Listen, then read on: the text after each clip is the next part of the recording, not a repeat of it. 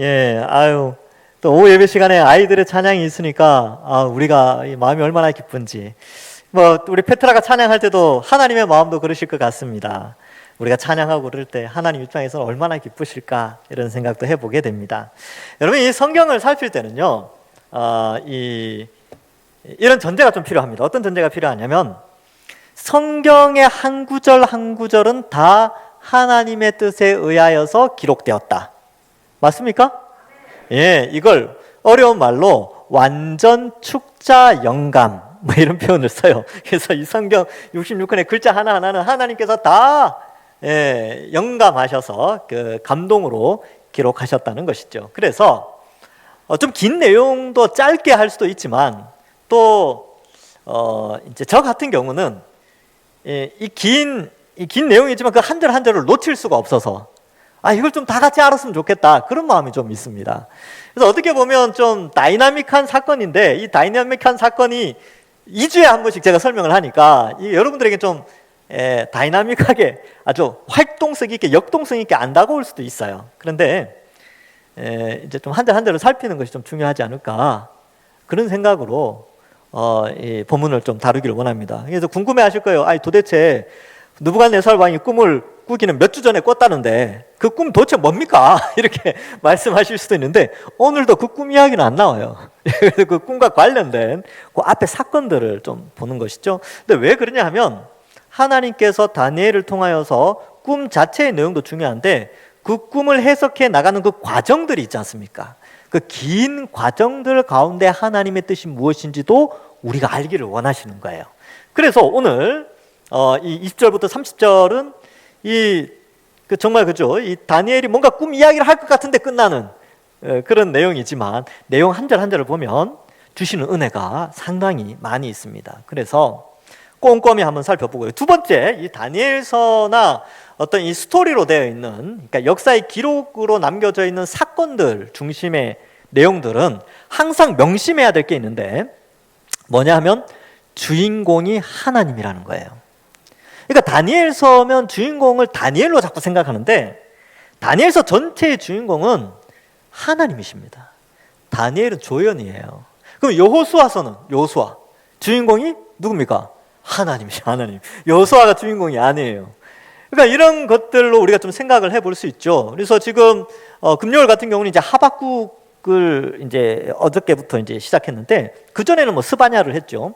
스바냐든 하박국이든 주인공이 누구냐면 선지자가 주인공이 아니에요. 하나님이 주인공입니다. 그래서 성경 66권은 누구에 대한 말씀이라고요? 하나님의 말씀. 그런 개념으로 본문을 좀 살펴야 됩니다. 그래서 왜 이 표현을 쓰냐면, 사건의 주인공이 누구냐에 따라서 그 사건의 무게감이 달라지기 때문에 그렇습니다. 인간이 주인공이면 뭐 사람이 주인공이니까 그러려니 하지만, 하나님이 주인공이시면 우리가 어떠한 사건을 두고 쉽게 생각하면 안 된다는 거예요. 좀 진지하게 접근할 필요가 있겠지요. 자, 그러면 한번 살펴보겠습니다. 사건 배경은 대충 아시죠? 느부갓네살 왕이 꿈을 꿨는데 꿈이 도대체 무엇으로 의미하는지 모르겠다는 거예요. 근데 이게 굉장히 공포감으로 다가왔던 것 같아요. 그래서 이것에 대해서 그 당시의 왕정 안에 있는 바벨론 왕국 안에 있는 이 지혜자들, 근데 이 당시의 지혜자들이 대체적으로 점성술사들 혹은 무당들이었던 것 같아요. 무당들인데 그들이 나라 안에서 막 움직이고 있었던 것 같습니다. 그래서 느부갓네살이 공무원들이니까 국가의 세금을 걷어서 그들에게 많은 혜택을 줬어요. 그래서 왜 혜택을 줬냐면, 요런 이렇게 꿈 같은 거 생길 때 좀 잘 해석해서 나라의 앞길을 좀 잘 인도해 달라고 했는데, 꿈을 꿨는데 얘네들이 모르는 거예요. 실컷 먹이고 입히고 기르고 했더니만 아무도 모르는 거죠.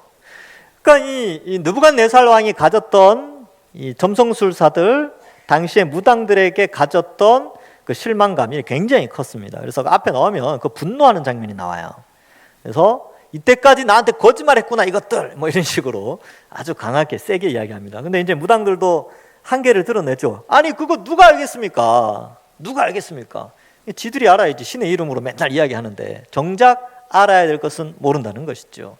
그래서 이러한 표현들이 아주 길게 전개되는데, 왜 이런 표현들을 쓰냐 하면요, 세상의 신이라고 생각하고 세상에 점을 치고 미래를 맞춘다고 하는 그 모든 것들이 다 가짜다라는 것을 보여주는 겁니다. 그럼 무엇이 진짜냐? 정말 누가 진짜 신인가? 이것을 이 꿈을 설명해내고자 하는 배경 이전의 긴 설명 가운데 이걸 설명하고 있는 거예요. 누가 진짜 살아계신 참 신인가? 이 문제를 다루고 있다는 것이죠. 그래서 느부갓네살 왕이 열받아서 결국 다 죽이라고 그러죠. 지혜자들, 왕궁 안에 있는 지혜자들 다 죽여라. 이 한 성격 했던 것 같아요. 그리고 느부갓네살이 이때는 나이가 좀 젊을 때입니다. 그러니까 상당히 성격이 좀 그랬고, 당시에 국가적인 배경도 그랬죠. 605년에 갈그미스 전투에서 승리를 하고 거의 중앙 집권, 그러니까 왕의 세력이 엄청나게 컸을 때예요. 그래서 엄청난 힘을 가지고 있을 그때에 이 왕의 분노가 한번 일어났다는 것이죠. 그래서 다 죽을 상황이었고 다니엘까지 죽을 상황이었고, 다니엘이 이제 이 상황을 알고 자기를 죽이러 왔던 아리옥에게 부탁을 하죠. 기회를 달라, 시간을 달라 해서 사드락, 메삭, 아벳느고에게 가서 이 상황을 이야기하고 기도합니다. 그리고 밤에 환상 가운데 하나님이 이것을 알게 해주시죠.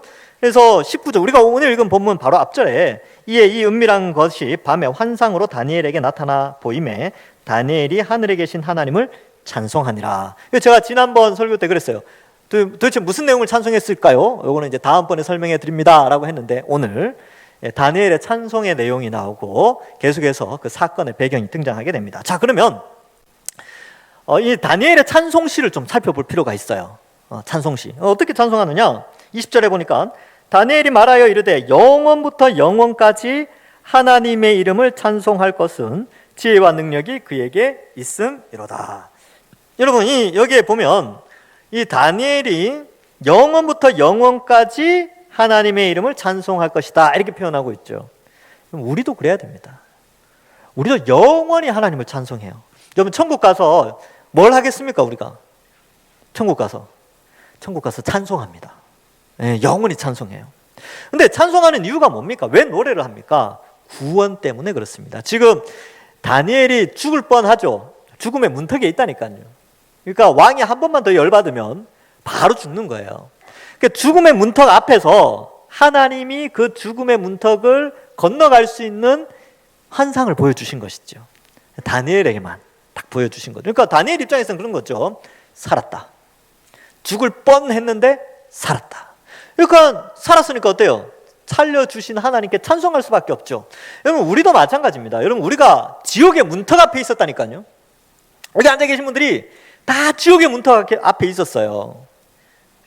그래서 지옥의 영원한 불꽃 아래 영원한 고통을 당할 그 앞에 있었는데 하나님은 우리를 딱 건져주셨습니다. 건져서 예수님 믿게 하시고 예수 그리스도의 십자가로 말미암아 영원한 하나님 나라의 복락을 누리게 해주셨습니다. 그러니까 찬송은 언제까지 해요? 영원부터 영원까지 하나님 찬송하는 겁니다. 너무 감사하니까. 이게 저는 그런 생각했어요. 여기 앉아 계신 분들 천국을, 앞으로 완성될 천국을 2초만 봐도, 2초만 딱 봐도 찬송이 막 끊이지 않을 텐데. 예. 다음 지옥을 1초만 봐도 우리가 구원받은 이게 얼마나 위대한 하나님의 역사이신가를 우리가 마음껏 노래할 텐데. 그런 생각을 가끔씩 생각해 봅니다. 찬송이 절로 나오는 것이죠. 우리 어린 아이들 찬양하는 거 아까 들으셨죠. 그 아이들이 진정으로 예수 그리스도를 믿고 찬양하며 그 감격해하는 것. 그것이 또 하나님 보실 때 얼마나 더 기쁠까요? 그래서 하나님은 영원히 찬송받으실 분이시다. 지금 다니엘은 아주 기뻤을 거예요. 와, 죽을 뻔했는데 환상을 보여주셨으니까 얼마나 감사합니까?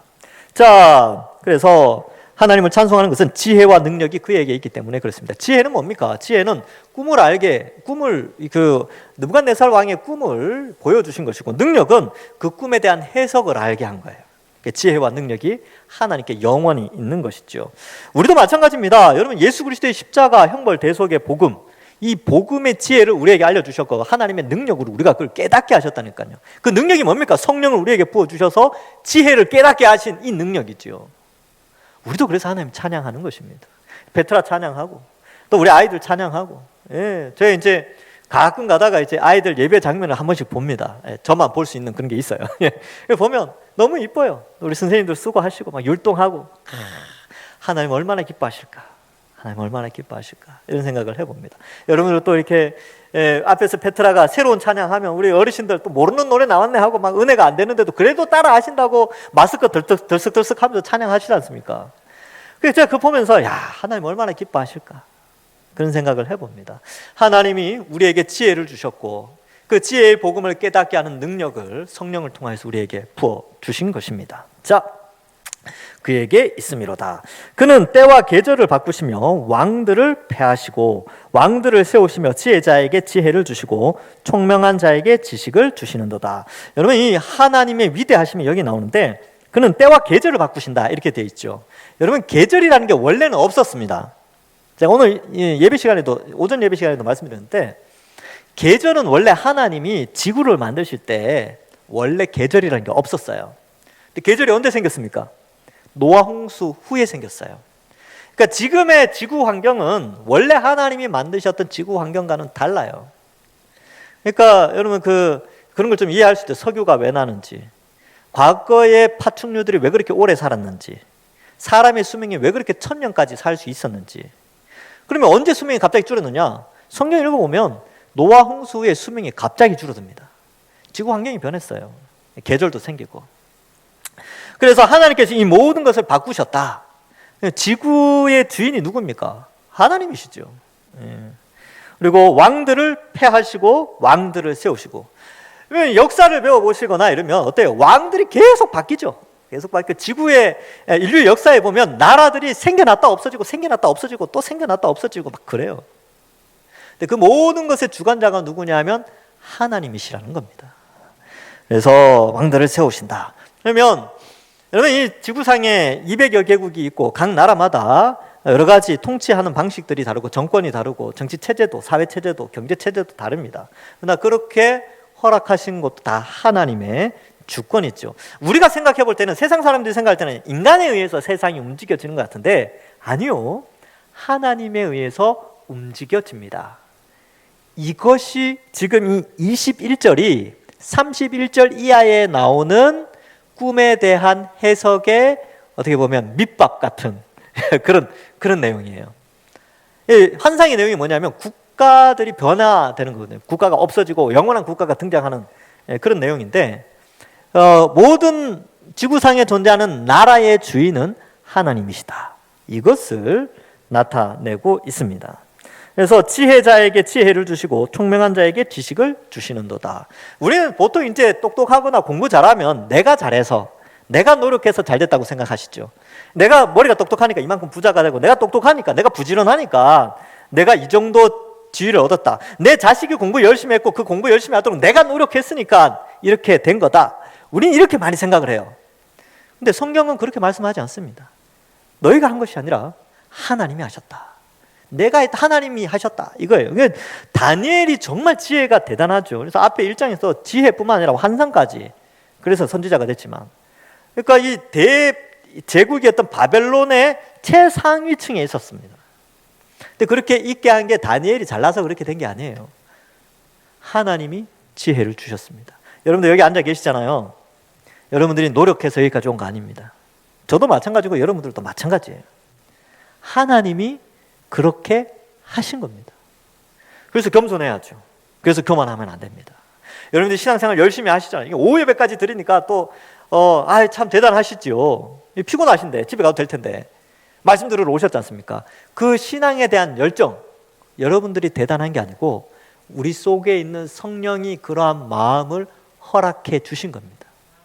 우리 속에 그런 소원을 두신 것이죠. 그러니까 신앙도 자랑하면 안 돼요.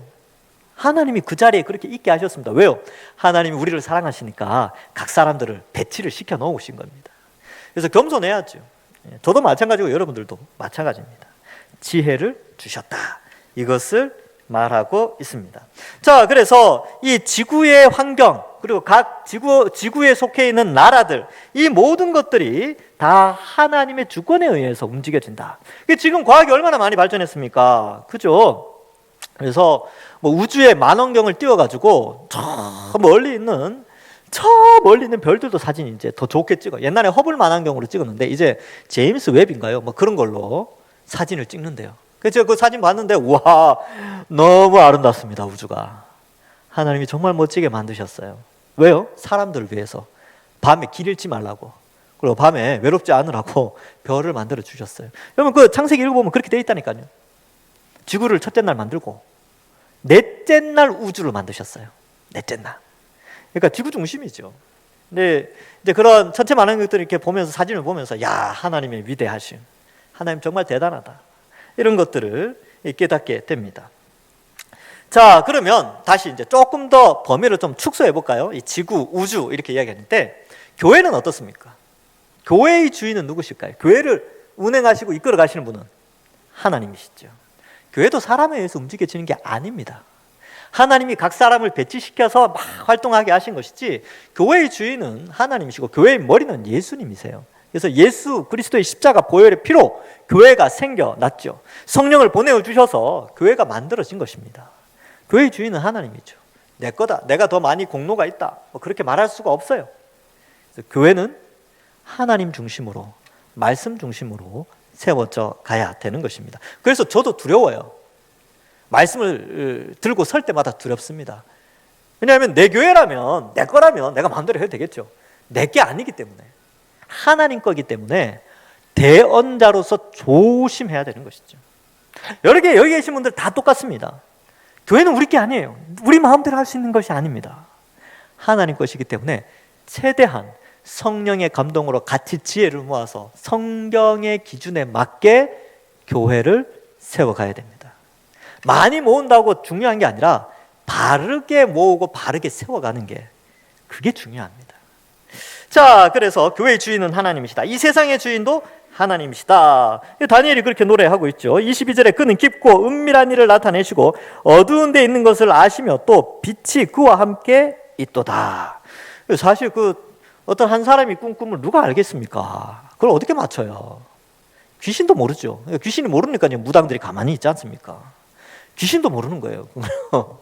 근데 하나님은 아시죠.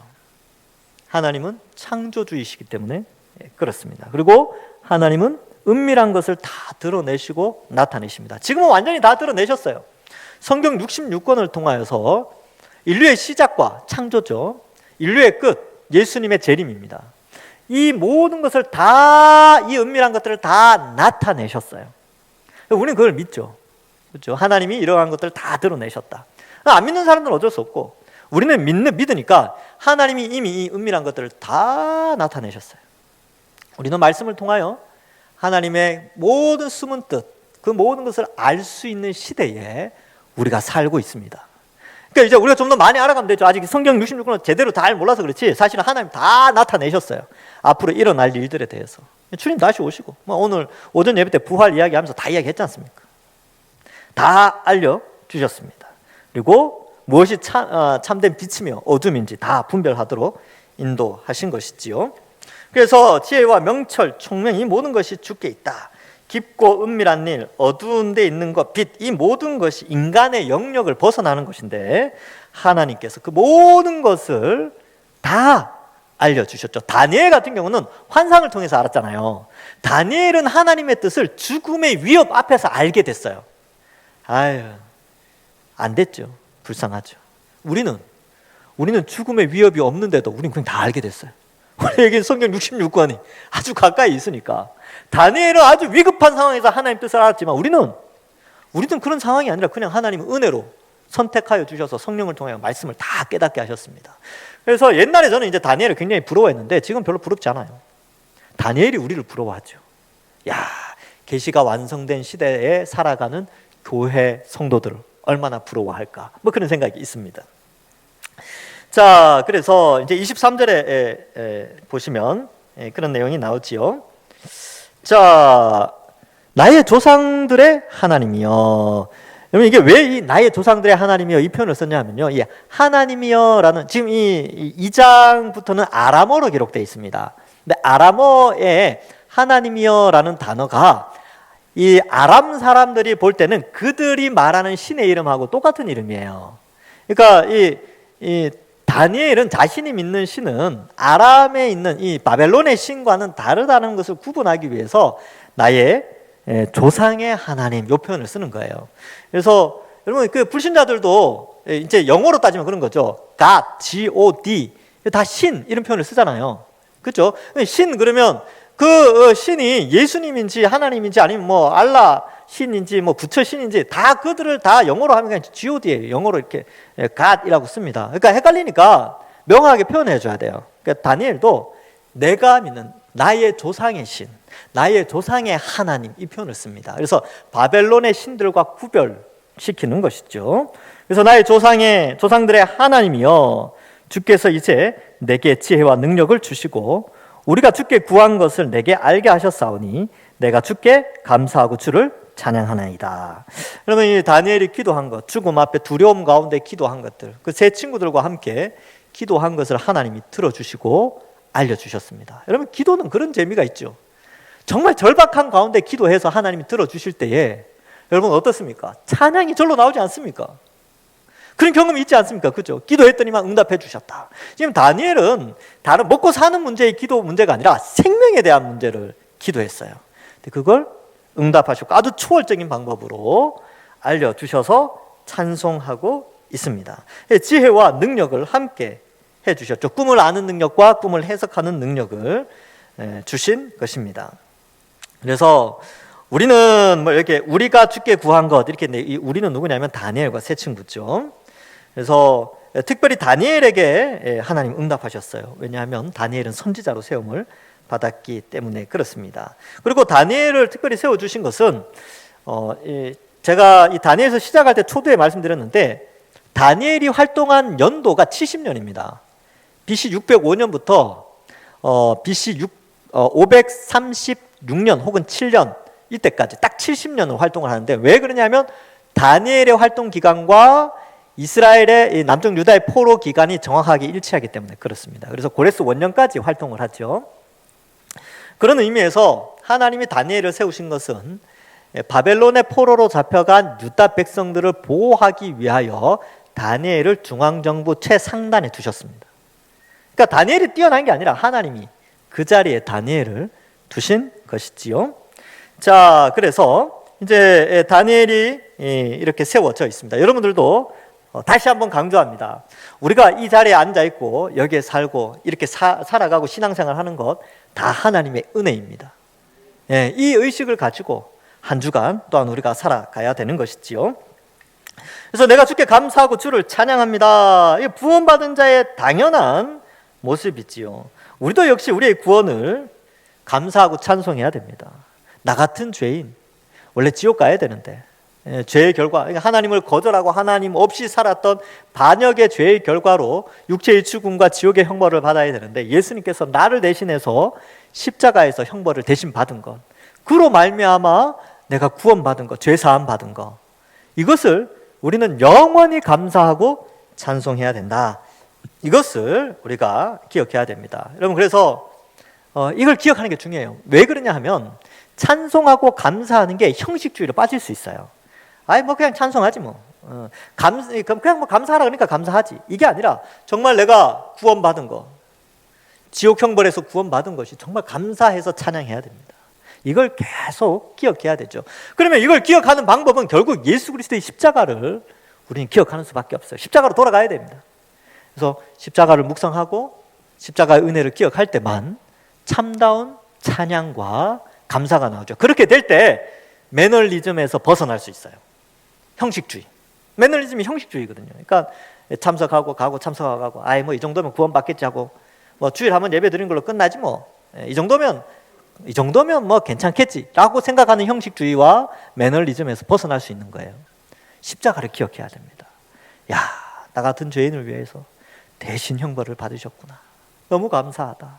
그 감사가 있을 때 참된 찬송과 기쁨이 이러한 감격이 회복되는 것이지요. 자, 24절을 봅시다. 이에 다니엘은 왕이 바벨론 지혜자들을 죽이라 명령한 아리옥에게 가서 그에게 이같이 이르되 바벨론 지혜자들을 죽이지 말고 나를 왕의 앞으로 인도하라. 그리하면 내가 그 해석을 왕께 알려 드리리이다 하니. 아리옥을 빨리 불러야 돼요. 왜냐하면 아리옥이 군대 장관이거든요. 이 사람이 성격이 만약에 급한 사람이었다면 다니엘이 꿈 해석하기 전에 막 사람들 막 죽이면 어떡합니까? 그러니까 다니엘이 얼른 부른 거죠. 아리옥을 불렀어요. 잠시만요. 뭐 이렇게 해가지고 불렀겠죠. 그래서 아리옥을 찾아서 이 지혜를 깨달았다. 이 꿈을 깨달았다라는 것을 알리고 왕에게 알리기를 원하십니다. 그래서 그리하면 내가 그 해석을 왕께 알려드리리다 이렇게 표현합니다. 여러분 이 소식을 들은 아리옥은 또 얼마나 기뻤을까요? 우리 앞에서 살펴봤지만 아리옥도 이 왕의 판단을 썩 좋아하진 않았어요. 급했다 이런 표현까지 하죠. 급히 그 왕이 좀 이제 느부갓네살이 좀 이렇게 다혈질이었던 것 같아요. 그래서 왕께 알려드리리다 이렇게 되고 25절에 이에 아리옥이 다니엘을 데리고 급히 이렇게 됐죠. 급히 안 하면 자기도 혼나고 또 잘못하면 죄 없는 사람들이 많이 죽으니까 그렇게 되는 것이죠. 급히 왕 앞에 들어가서 아뢰입니다. 내가 사로잡혀 온 유다 자손 중에서 한 사람을 찾아내었나이다. 그가 그 해석을 왕께 알려드리리이다 하니라. 그래서 하나님께서 다 계획하신 거죠. 하나님께서 이렇게 각본을 다 짜시고 이렇게 해서 아리옥 딱 등장해서 왕께 가게 급히 갈 수 있도록 그렇게 하신 것입니다. 그래서 왕이 이제 전에 다니엘을 본 적이 있죠. 다니엘이 아스푸나스 아카데미에서 졸업할 때 수석 졸업했다 그랬죠. 그래서 수석 졸업할 때 왕이 질문 졸업고사를 치르는데 다니엘이 탁월했고요. 사드락과 메삭과 아벳노고는 다른 사람들과는 비교할 수 없을 만큼 이게 이제 1장에 보면 10배 차이가 났다 이렇게 표현하는데 엄청난 차이로 월등한 성적으로 이들이 졸업을 하게 됩니다. 그러니까 왕이 당연히 다니엘을 알죠. 그래서 왕이 대답하여 벨드사살이라 이름한 다니엘에게 이르되 내가 꾼 꿈과 그 해석을 네가 능히 알게 하겠느냐 이렇게 표현하죠. 다니엘이 얼마나 기뻤을까요?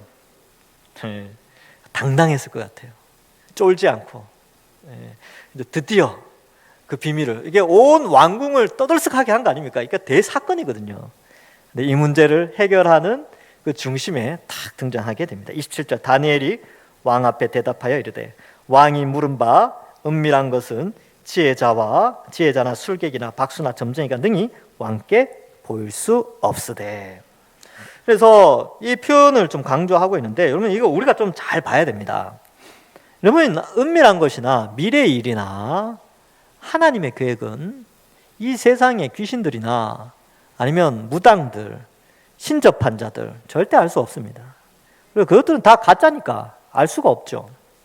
그래서 여러분 이 인류 사회에 앞으로 일어날 일에 대해서는 인간이 절대 알 수가 없어요. 그래서 미래학자들 뭐 그런 사람들이 미래를 예측하는데 저거 맞추는 거 잘 못 봤습니다. 두루뭉술하게는 맞출 수 있겠죠. 근데 뭐 예전에 제가 그래서 미래학자다 그러면서 와가지고 2018년도에 뭐 엄청난 위기가 있고 어쩌고저쩌고 하는데 안 맞았어요. 2008년도에 그냥 평범하게 지나갔습니다. 그래서 이런 것들을 볼 때에 미래를 맞추려고 하는 것은 정말 조심해야 된다. 그리고 함부로 예단해서는 안 되고 말씀을 떠난 미래 예측은 절대로 믿지 마십시오. 여러분 누가 예측을 했겠습니까? 이렇게 코로나가 일어날지 우크라이나와 러시아가 전쟁할지 누가 맞췄겠어요? 아무도 몰랐습니다. 그리고 이 기후재앙이 이렇게 올지 누가 알았겠습니까? 닥쳐보니까 알게 된 거죠. 미래는 인간의 힘으로 알 수 없습니다. 그러면 거시적인 안목에서 지구의 미래, 국가의 미래도 알 수 없지만 개인의 미래는 어떨까요? 알 수 있습니까? 없습니까? 몰라요. 절대 모릅니다. 그래서 무당 찾아가지 마세요. 점치러 다니지 마세요. 타로점이니 뭐니 궁합이니 궁합 보러 가지 마세요. 자녀도 결혼시킨다 궁합 보고. 그 무당들이 알아요. 예수 믿는 데 왔네. 귀신도 안다니까요. 그 정도는. 귀신같이 알아요. 그러니까 부끄러운 일이죠. 부끄러운 일입니다.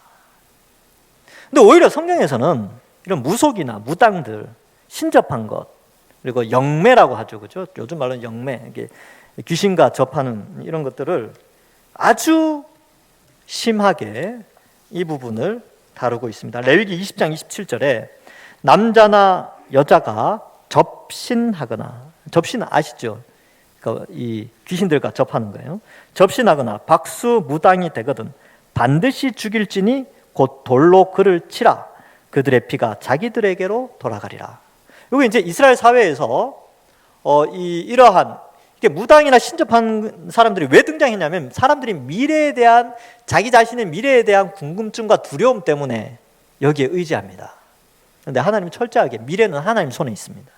인간이 미래를 함부로 알아서도 안 되고 그것은 인간의 창조 목적과도 맞지 않습니다. 인간은 자유의지를 가지고 자신의 삶을 살아가는 것이지 미래를 예측해서 미래의 운명을 예측해서 뭔가 이렇게 하도록 하신 것이 아니에요. 미래는 하나님의 인도하심과 인간의 자유의지 가운데 조화롭게 움직여지도록 하나님 그렇게 우리를 만드셨어요. 근데 무당 귀신들이 등장해가지고 이것을 흐트러 놓는 것이죠. 그래서 무당이나 박수 하여튼 무속에 빠져 있는 자들은 다 돌로 쳐 죽여라 라고 했는데 물론 지금은 그러면 안 돼요.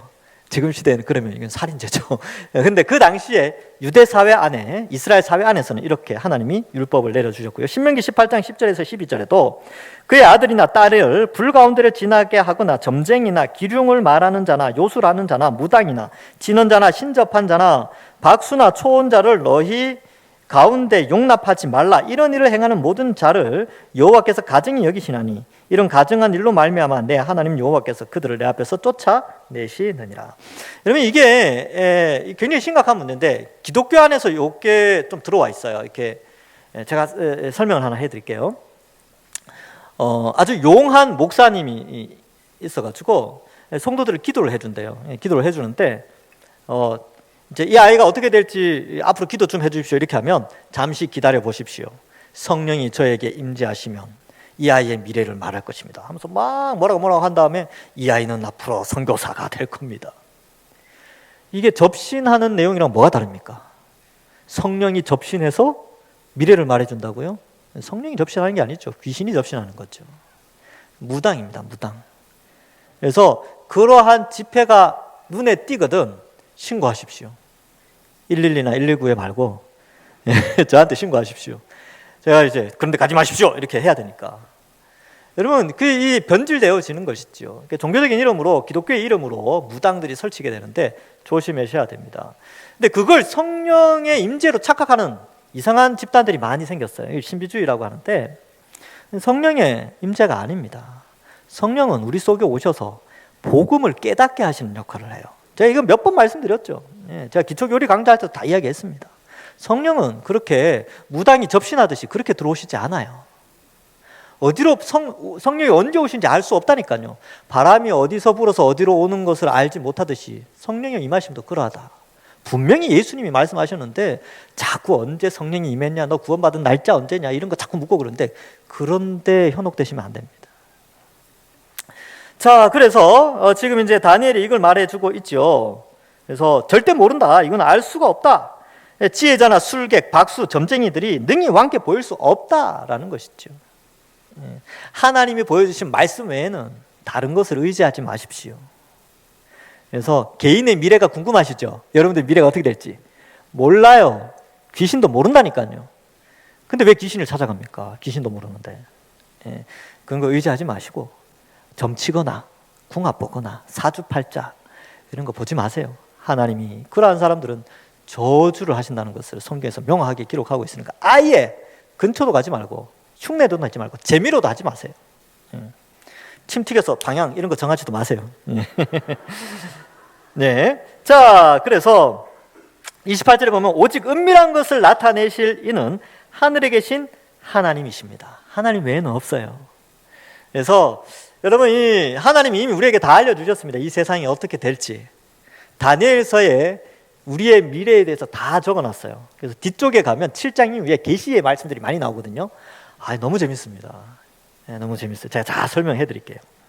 그래서 오직 은밀한 것을 나타내실 이는 하늘에 계신 하나님이시라. 그가 느부갓네살 왕에게 후일에 될 일을 알게 하셨나이다. 왕의 꿈 곧 왕의 침상에서 머릿속에 받은 환상은 이러하나이다. 여러분 다니엘이 지금 서론을 굉장히 길게 이야기하고 있어요. 되게 뜸들이죠, 그죠? 뜸들이는 이유가 이 뜸들이는 요 내용을 독자들이 좀 잘 보라는 겁니다. 바벨론 신을 의지할 거냐, 하나님을 의지할 거냐. 오늘날 우리는 어떻습니까? 오늘날의 바벨론은 무엇입니까? 이 세상에 흘러가는 큰 성 바벨론의 가치관은 무엇입니까? 이들의 지혜는 무엇입니까? 이 세상에 흘러가는 지혜자들은 누구입니까? 이 세상의 인문학, 철학, 과학, 사회학, 뭐 그런 학문들, 인간이 수천 년 동안 축적해 놓은 그런 지식들의 이 시대를 지배하고 있어요. 그러나 그것들이 해결할 수 없는, 그런 학문들이 해결할 수 없는, 그러한 것에 능통한 자들이 해결할 수 없는 것은 영혼 구원, 그리고 하나님 나라의 임재, 이런 것들은 그들이 절대로 해결할 수 없어요. TV를 아무리 보십시오. 그 TV 속에서 구원의 진리가 나옵니까? 안 나오죠. 과학 방송, 과학 저널, 과학 잡지 아무리 읽어보십시오. 거기 인간 구원에 대해서 나오는 게 없습니다. 영생에 대한 얘기가 없어요. 지옥과 천국에 대한 얘기도 없습니다. 오직 창조주 하나님께서 말씀하신 성경 외에는 참된 진리, 은밀한 것까지 다 알려주는 것이 없다는 것이죠. 그래서 우리는 자칫 잘못하면 성경보다 세상의 지혜를 더 높은 가치 수준으로 생각하는 사람들이 가끔 있어요. 아니요, 성경이 우선입니다. 이건 영혼의 문제예요. 죽고 사는 문제가 성경에 달려 있어요. 그러니까 아이들 아까 나와서 막 찬양하고 그랬잖아요. 이 아이들 뭘 알아야 되겠습니까? 말씀 알아야 됩니다. 영혼의 세계의 구원의 메시지를 이 아이들이 알아야 되는 거예요. 근데 성경학교 열심히 하고 있죠. 그러니까 기도 많이 하셔야 돼요. 다음 세대들 구원받을 수 있도록. 그래서 하나님만이 이 모든 것을 알게 하신다는 것입니다. 자, 그래서 느부갓네살 왕이 후일에 대해서 이렇게 걱정했는데, 여러분 왜 이 배경이 어떻게 되냐면 이제 29절에 나와요. 29절에 왕이 침상에서 장래일을 생각하실 때 이렇게 돼 있죠. 느부갓네살 왕이 위대한 왕인 이유 중에 하나가 이 느부갓네살 왕에게는 비전이라는 게 있었어요. 어떤 비전이 있었냐면 이 바벨론이라는 국가를 어떻게 끌고 나가야 되는가, 장래에 대한 고민이 있었다는 거예요. 그에게는 실제로 역사 속에서도 여러 문서들 가운데 이 바벨론의 가장 위대한 왕은 함무라비 이후에 이 느부갓네살 왕이 최고로 뛰어난 왕으로 인정받고 있습니다. 그러니까 그의 건축술 뭐 이런 것들을 보면은 대단해요. 그런데 그가 미래를 걱정했어요. 지금 여러분 BC 605년 이집트를 점령하고 나서 이 지중해 연안을 거의 통일하는 대제국으로 발돋움해 나가고 있는 상황에서 느부갓네살이 미래를 예측했어요. 미래를 어떻게 예측할까? 이 바벨론이라는 국가는 어떻게 나아가야 되는가? 라고 하는데 그때 이 환상이, 이 꿈이 하나님이 이 바벨론 왕이었던 느부갓네살에게 보여준 겁니다. 그러니까 그의 고민과 함께 그 고민의 해결책일 뿐만 아니라 그가 생각했던 바벨론의 문제뿐만 아니라 바벨론 이후의 국가에 등장하게 되는 나라들에 대해서, 그리고 영원한 하나님 나라에 대해서 아예 그의 꿈에 다 알려져 버렸어요.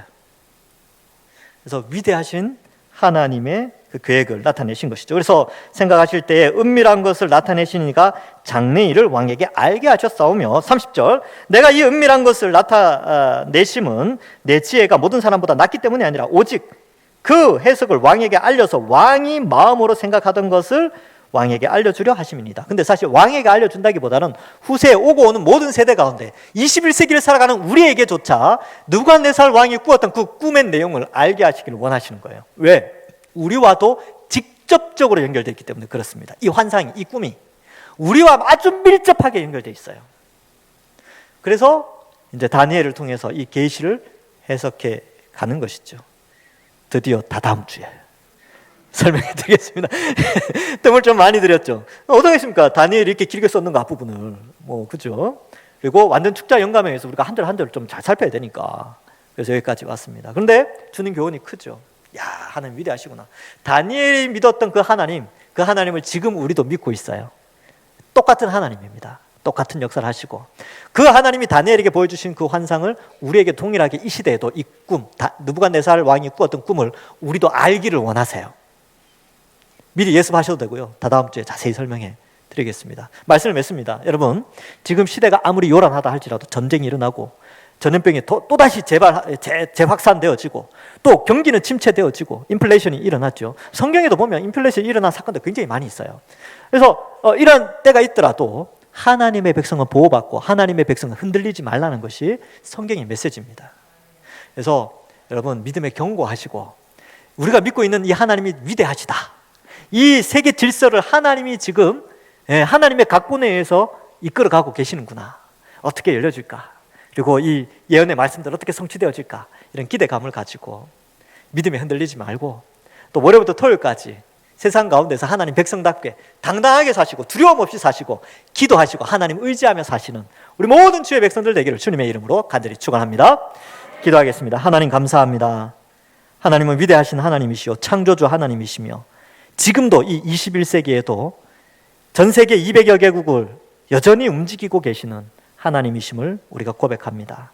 주님 다시 오실 때까지 하나님의 이 계획들, 미리 말씀하셨던 이 계획들 우리가 미리 알고 또 우리 신앙에 흔들리지 아니하며 예수 그리스도의 십자가 형벌 대속의 복음을 잘 믿고 살아가는 저희들 다 될 수 있도록 축복하여 주옵소서. 이번 한 주간도 지키시고 보호하시고 또 우리 성도들 당당하게 살아가게 하여 주실 줄 믿사오며 예수님의 이름으로 기도하옵나이다. 아멘.